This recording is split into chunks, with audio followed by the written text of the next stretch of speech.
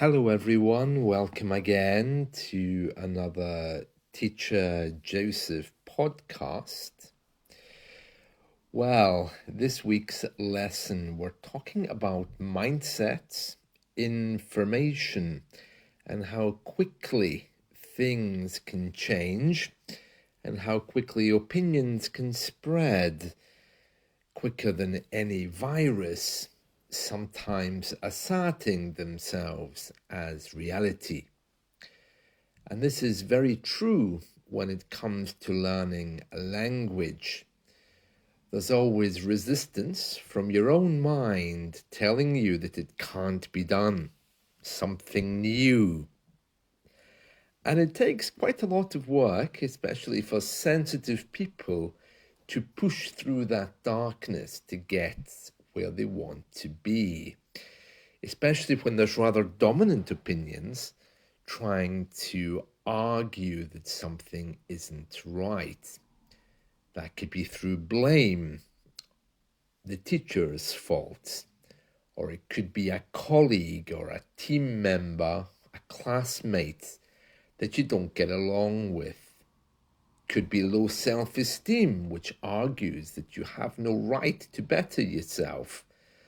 Or it might even be a family issue or problem which appears rather looming over other things in your life that you're trying to do. Whatever the reason, it's very important to try to deal with these opinions by not arguing with them, but just seeing them for what they are, fake.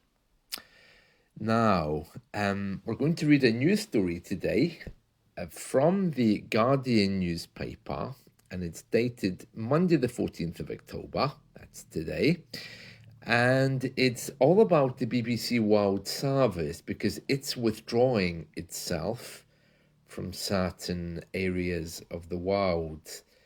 Now, there's a big problem with this because some people believe it means that propaganda and fake news might creep in to where the BBC World Service has been. But on the other hand, many people don't trust the BBC and think that they have no right to interfere with local issues, especially if they're not reporting them from a fair perspective.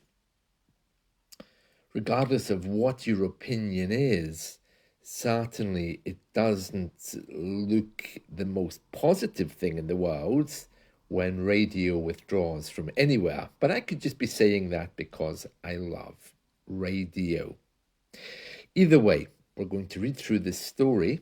But just before we do that, some of you have been asking me about the stuff from last week's lesson. As you know, I was given a washing machine, a heater, and a toaster to keep for a neighbour who turned out to have moved. And many of you are asking me, well, what happened with the stuff? Well, I still have the heater and the toaster. Two men came, picked up the washing machine and walked away with it. I don't know who they were.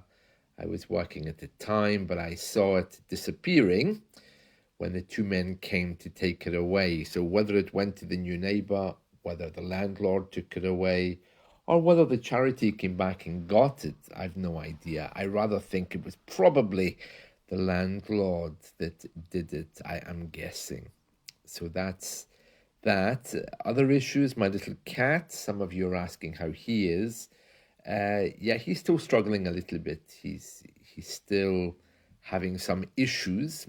So I'm changing his diets, hoping that he'll be okay with that. But you know what cats are like. If they don't like food that you give them, then they just won't eat it. So I'm just waiting for his response to his new diet. He's not happy because he's not getting his treats, and he's coming and meowing at me every few minutes. Meow, excuse me, where's my sweets? Thank you very much. But I need to get him to lose weight because he's 8 kilograms, which for a young cat is probably too much. But anyway, let's move on to this story from the BBC World Service. Well, the story is from The Guardian, and the headline says BBC World Service important for global democracy, says the BBC Director General. So here we are. The BBC Director General will warn that the retreat of the World Service because of funding cuts has helped other countries broadcast unchallenged propaganda. In a speech at a forum in London, attended by international political figures, the chairman of the BBC, Tim Davie, will discuss the global importance of the BBC World Service, which operates across more than 40 languages. It goes on to say, we are facing an assault on truth worldwide. And he goes on to say, we should never underestimate the impact the BBC has had in the global news landscape to this point as an entirely independent force. And then it says here,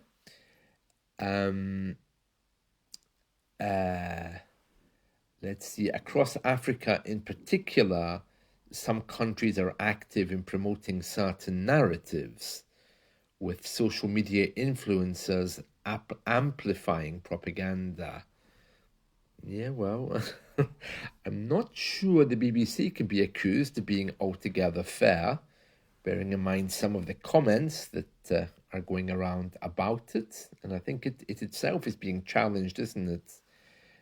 Over some of its reporting on certain subjects. It says here, in 2022, the BBC announced the proposed closure of about 382 posts, that's jobs, at the World Service, as well as the closure of its Arabic and Persian language radio services. The World Service is the BBC's international broadcaster, and it's funded by the license fee.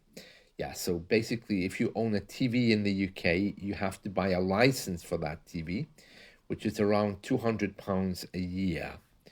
You can't get out of it. You own a TV, you pay the license, regardless of channels or anything else that you watch.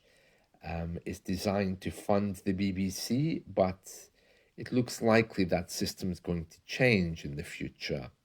And the BBC argues that the license fee does not cover all of its costs. The World Service receives additional funding from the Foreign Office of the government, because of course it is reaching out to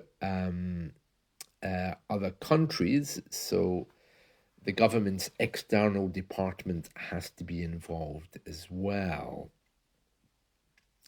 Now, propaganda has always been a big deal for external radio services, of course, because they can't be jammed in the same way as you can jam the internet. However, there are things that certain countries can do to stop you hearing the broadcasts on radio.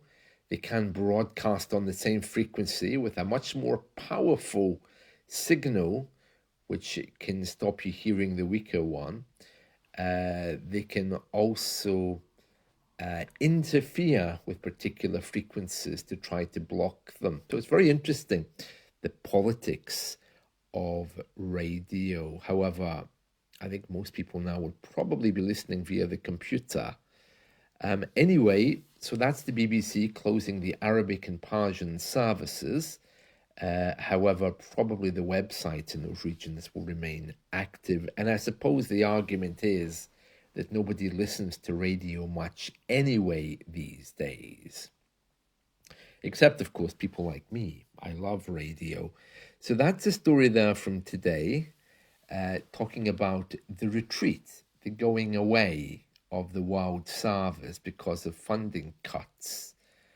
I would have thought, though, that Tim Davie himself, he's the chairman of the BBC, he must have made the decision to cut the funding, no? So it's strange that he's here in a speech saying that we should never underestimate the impact the BBC has had. And he seems to be unhappy that they're cutting coverage. Well, I suppose he had no choice, I guess. I don't know. But everything at the BBC is being examined closely at the moment because they are really strapped for cash. To be strapped for cash means there's no money available. And it's been like that for a while.